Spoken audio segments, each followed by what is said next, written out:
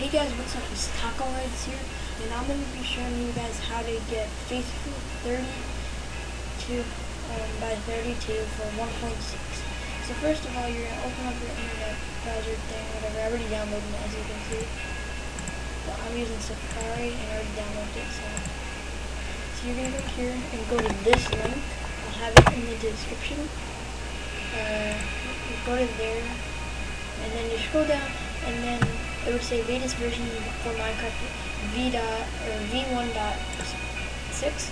You click on that, and then you click save, and then it should save into here. You click on that search thing, whatever, and it pops up into here.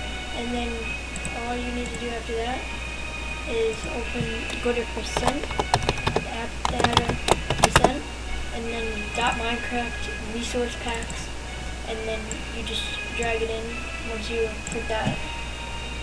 I already did it, so it's right there, as you can see. And I tried to do two other ones, but it didn't work.